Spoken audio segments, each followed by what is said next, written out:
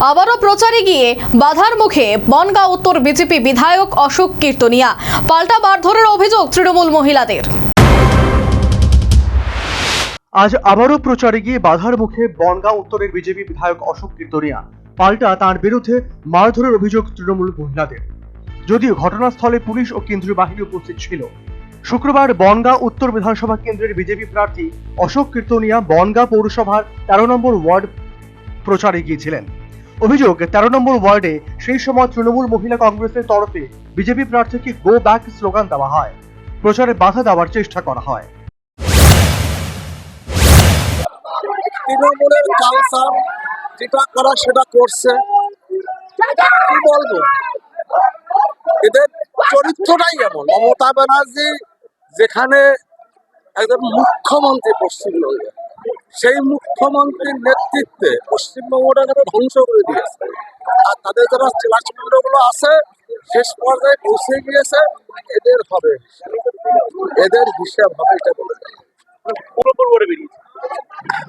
13 নম্বর হ্যাঁ, আপনি দেখুন না, পাড়ায় দেখুন না, মানুষের ভাবাবেগটা দেখুন। শিক্ষিত পল্লী হাই রাইজ বিল্ডিং তাদের ভাবাবেগটা দেখুন। ভাবাবেগ দেখলে আপনার অনুভব করতে হবে। আমরা যখন আজকে আমাদের বিধায়কের কাছে গেলাম, যে শুনতে চাইলাম যে আপনি তো এত 5 বছর আমাদের ভয়ে এতটাই তো জয়যুক্ত হয়েছেন যে আমাদের কথা শুনুন, যে আপনি এতদিন দেখতে পাইনি কেন? পেছন থেকে হট করে ওনার একটা ধাক্কা দিচ্ছে,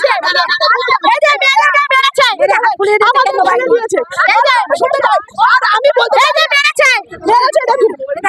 তারপরে আমাদের বিধায়ক আমাদের বিধায়ক আমাদের চিন্তা আছে।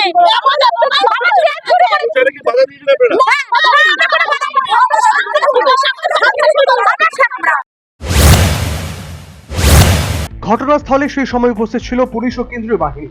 বিজেপির প্রচার মিছিলের উল্টো দিকে তৃণমূল মহিলা কংগ্রেসের সদস্যদের জয় বাংলা স্লোগান দিতে দেখা যায়। একটা সময় দুপক্ষের মধ্যে ধাক্কাধাক্কিও শুরু হয়ে যায়।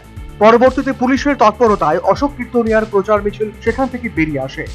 তৃণমূল মহিলা কংগ্রেসের অভিযোগ, তারা অশোক কীর্তনিয়ার কাছে জানতে চেয়েছিল গত 5 বছরে তাকে এলাকা কেন দেখা যায়নি। পাল্টে বিজেপি কর্মী সমর্থকেরা তৃণমূল কংগ্রেসের বিরুদ্ধে মারধরের অভিযোগ তুলেছেন। National bureau report, news vanguard.